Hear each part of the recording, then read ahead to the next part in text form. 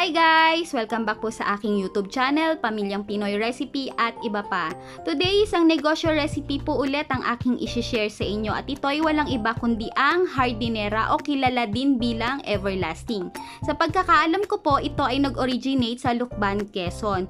Palagi nila itong hinahanda sa fiestahan. Ngayon, ibibigay ko sa inyo ang version ko ng aking hardinera na pang negosyo recipe. Pinasimple ko lamang po ang ating procedure ng pagluluto para mabilis nyo pong masundan. Panoodin nyo po rin ang aking video hanggang dulo dahil magko-costing po tayo. Tara po at samahan nyo na po ako sa aking pagluluto!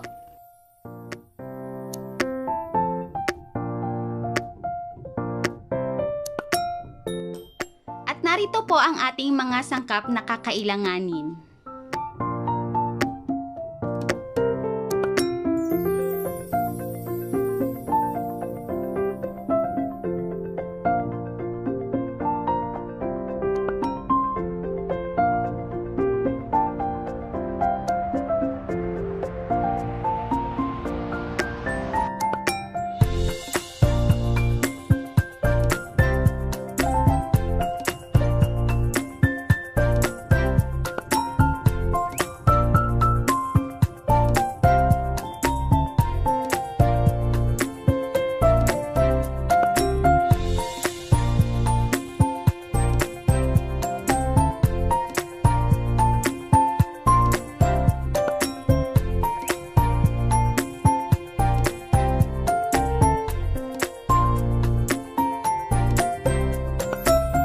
Ayan guys, simulan na po natin ang pagluluto ng hardinera. Itong ground pork, sinamahan ko po ito ng taba para po maging juicy ang ating hardinera. Hindi naman po siya dry.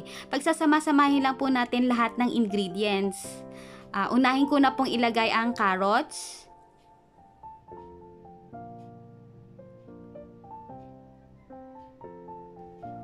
And then, isunod na po natin ang sibuyas. As in, literal na pagsasama-samahin nyo lamang po lahat ng ating ingredients.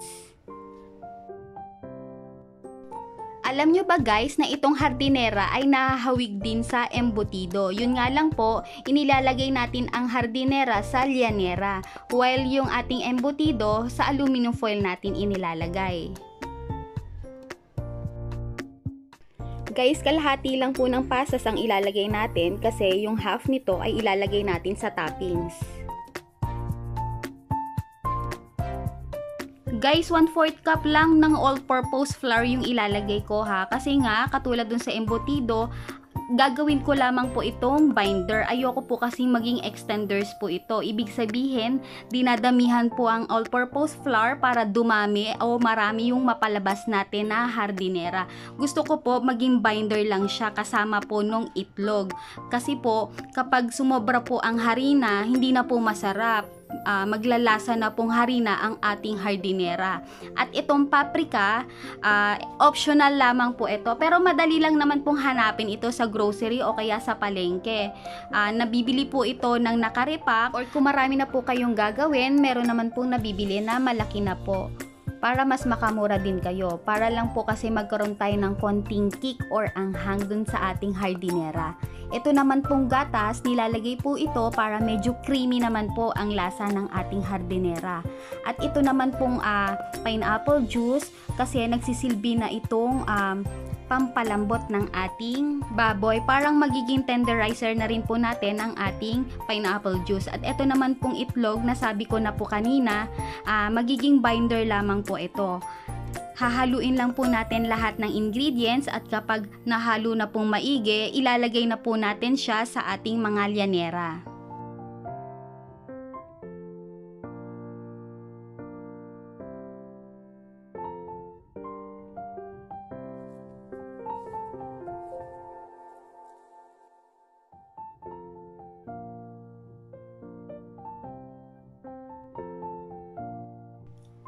After po natin itong ma-mix, isa-set aside ko po muna ito para tumalab po ang ating mga pampalasa.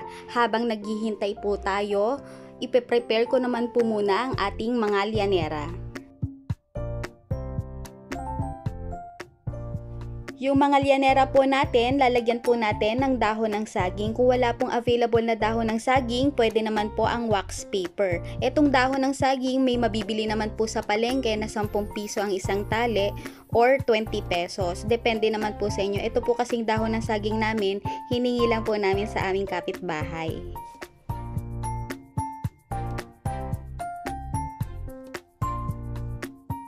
After po natin makat ang ating mga dahon ng saging, pupunasan po natin ito dahil idadarang po natin ito sa apoy para po lumambot. Guys, ingat kayo sa pagdadarang ng balat ng saging ha. Medyo mainit po talaga ito. Hindi po kasi natin pwedeng ilagay ng diretso yung dahon ng saging nang hindi dinadarang sa apoy kasi po mabilis po siyang mapupunit.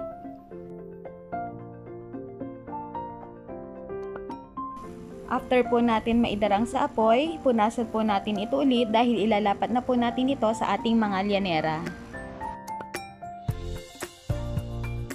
Bago po natin ilagay ang mga dahon ng saging sa ating mga lianera, kailangan i-lightly grease natin ang ating mga lianera. Mantika lamang po ito. Kung wax paper po yung gagamitin ninyo, ganun din po yung proseso. Kailangan nyo rin pong i-lightly grease ang ating lianera bago nyo ilagay ang wax paper.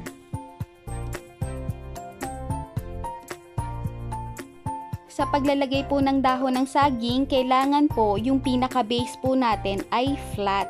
Wala po dapat na gusot kasi po dun po natin ilalagay ang ating mga toppings. Dito po natin ilalagay yung hotdog, yung pineapple chunks, yung pasas, at yung pugo.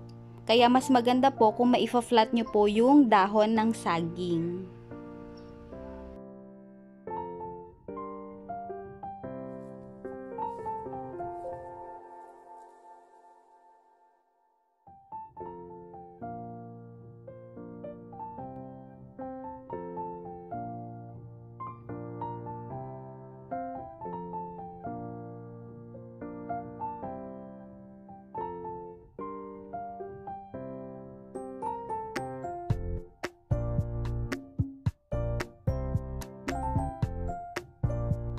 Narito naman po ang ingredients para sa ating toppings. Gagamit po tayo ng pineapple chunks, pasas, hotdog, at itlog ng pugo. Pwede rin po na nilagang itlog. Kapag nailagay na po natin ang dahon ng saging, i-lightly grease po ulit muna natin ito bago po natin ilagay ang ating mga toppings.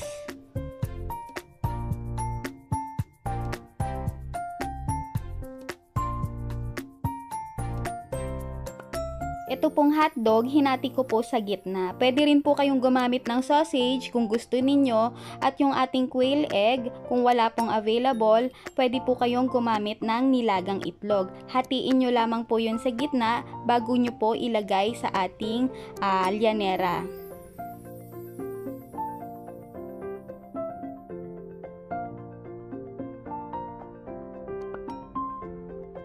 Guys, kayo na pong bahala kung ano pong design ang gusto niyo para sa inyong toppings.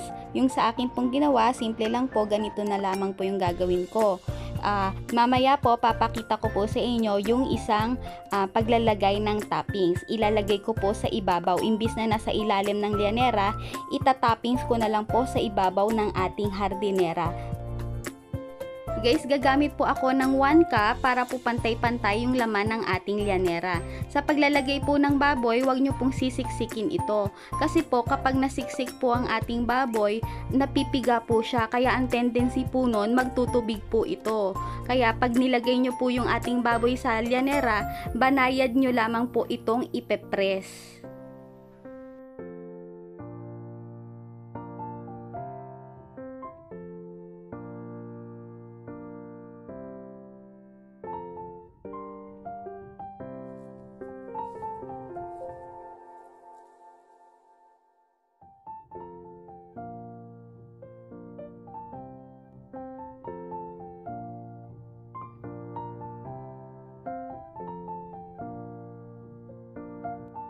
Guys, ito po yung sinasabi ko sa inyo kanina na imbes na nasa ilalim yung mga pasas at pineapple chunks, inilagay ko po ito sa ibabaw.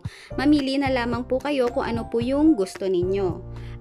Ang hardinera po kasi talagang upside down po yan. Kapag inilagay po natin siya sa ating mga tab, talagang ang design po niya nasa ilalim po talaga. Pero binigyan ko po kayo ng option kung ano po yung mas gusto nyo, yun po yung gawin ninyo. Itong hardinera po natin, nai-steam po natin ng 45 minutes hanggang 1 oras. Guys, yung dahon po ng saging, kailangan itupi nyo po sa gilid nila para po in case na magtubig, hindi pa rin po siya papasukin.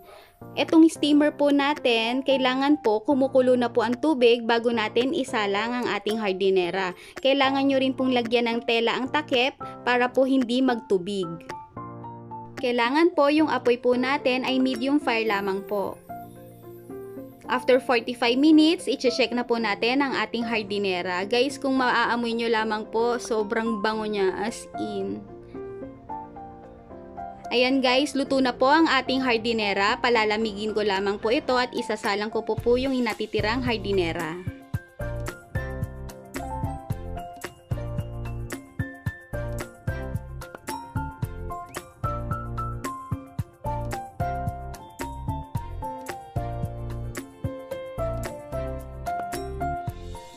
Guys, gagamit po ako dito ng 750 ml na tab. Nakagawa po ako ng 8 piraso ng hardinera. Nakita nyo naman po na sobrang dali lamang pong lutuin nitong ating hardinera. Napakadali lamang din po nitong ibenta. I-post nyo lamang po ito sa inyong mga social media account katulad ng Facebook, or kung mayroon kayong kakilala na pwedeng maging reseller, sigurado po na saleable ang ating hardinera. Pwede nyo rin po itong ihain sa inyong pamilya. Kung nagsasawa na po sila sa ulam, pwede nyo po itong iluto para sa kanila.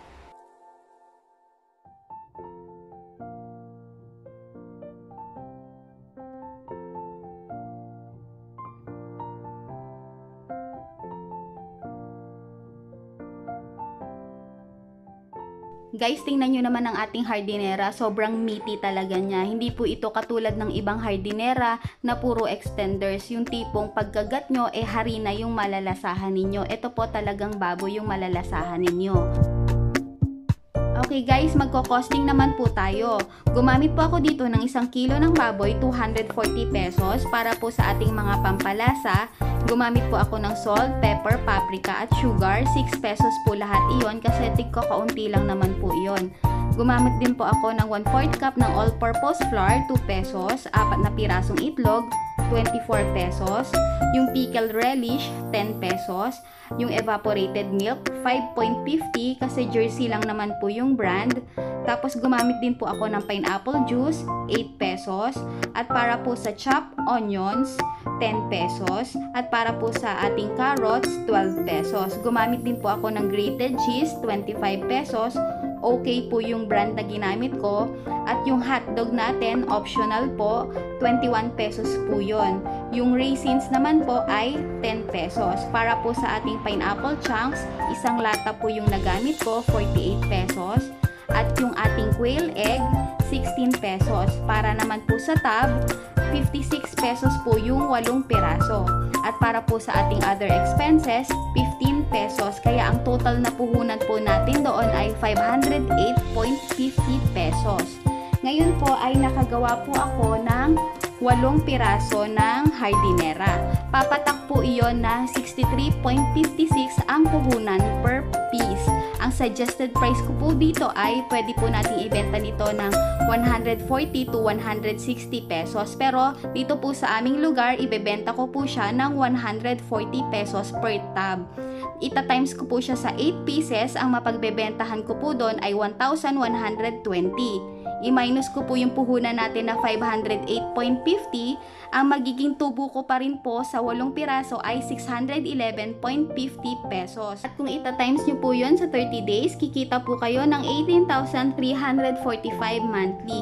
Guys, sa 8 pieces na tab lang yun daily ha. Paano pa kaya kung mas marami pa po kayong mapapa-order araw-araw? Di syempre, mas malaki pa po yung kikitain ninyo. Kaya para po ito sa mga misis or sa mister na nawalan ng trabaho ngayong panahon ng pandemya, itry nyo na po itong negosyohin dahil sa 508 na puhunan, sigurado malaki ang kikitain ninyo. At Kung meron pa po kayong mga suggestions guys, mag-comment down below lamang po kayo. Huwag nyo rin pong kalimutang mag-like, share, at sa mga hindi pa po nakakapag-subscribe, mag-subscribe na po kayo sa aking channel para mas dumami po kayo. At huwag nyo po kalilimutang pindutin ang bell para lagi po kayong updated. Maraming salamat, God bless, and bye!